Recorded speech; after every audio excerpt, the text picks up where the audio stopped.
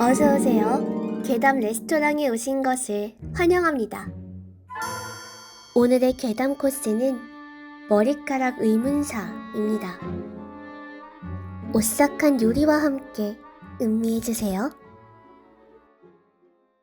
재작년 여름, A양의 아버지께서 보증을 선 지인이 잠적하면서 살던 집에 압류딱지가 붙었고 서울 득산동으로 이사를 해야 했습니다.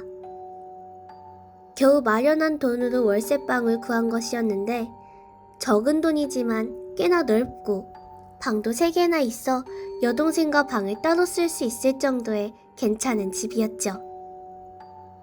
그렇게 이사를 끝내고 A양의 가족들은 새로운 환경에 적응하며 예전의 삶으로 돌아가기 위해 노력했어요.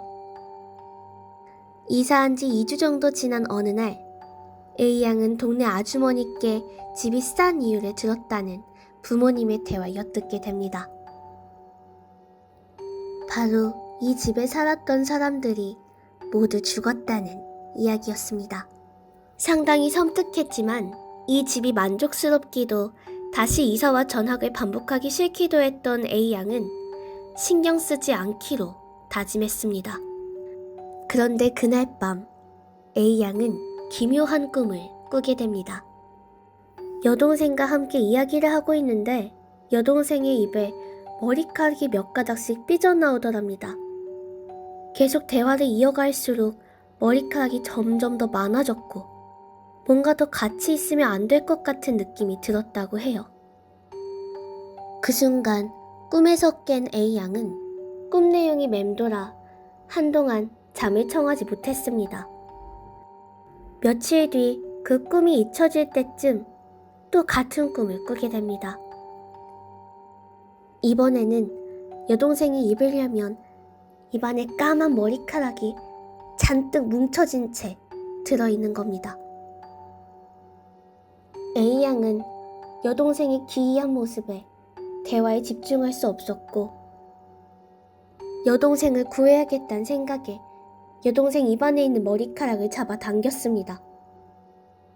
그러자 여동생의 입이 찢어지면서 웬 창백한 여자의 얼굴이 보이는 겁니다.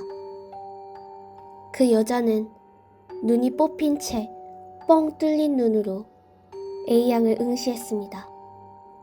너무나 놀랐지만 동생을 구해야 한다는 생각에 A양은 여자의 머리카락을 쥔 채 더 세게 잡아당겼습니다. 그 순간 여자의 모든 구멍이란 구멍에서 피가 뿜어져 나왔고 그녀의 날카로운 비명에 A양의 고막은 찢기는 듯 했습니다. 그렇게 새벽 4시쯤 잠에서 깬 A양은 불길한 마음에 동생이 잘 자고 있는지 확인하러 갔습니다.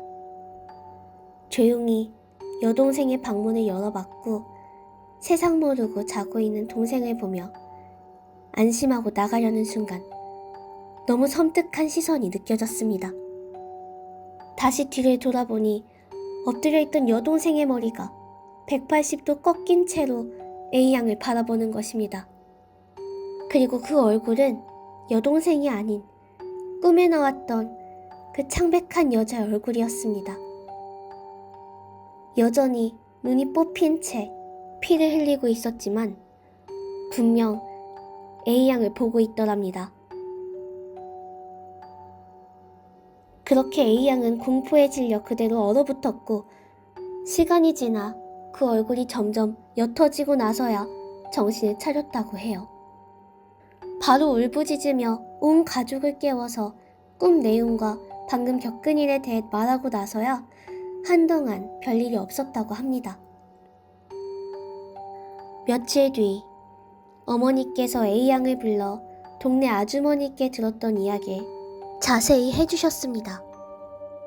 예전에 이 집에는 모녀가 살았는데 딸이 교통사고로 죽고 나서 엄마가 미쳐버렸다는 이야기였죠. 딸이 죽고 그 엄마는 뭘 하는지 집에서 한 발자국도 나오지 않았고 한참이 지나 그 집에서 나는 악취에 동네 주민들이 경찰에 신고했다고 해요.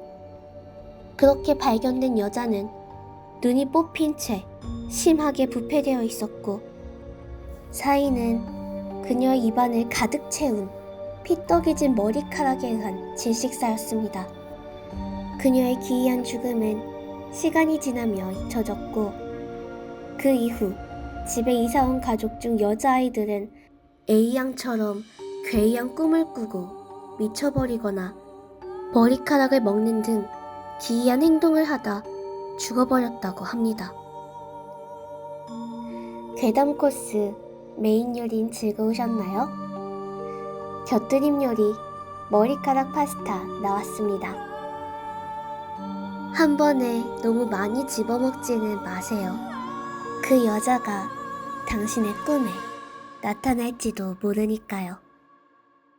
그럼 다음번엔 더 오싹한 괴담 코스로 찾아뵙겠습니다. 다음에 또 방문해주세요. 감사합니다.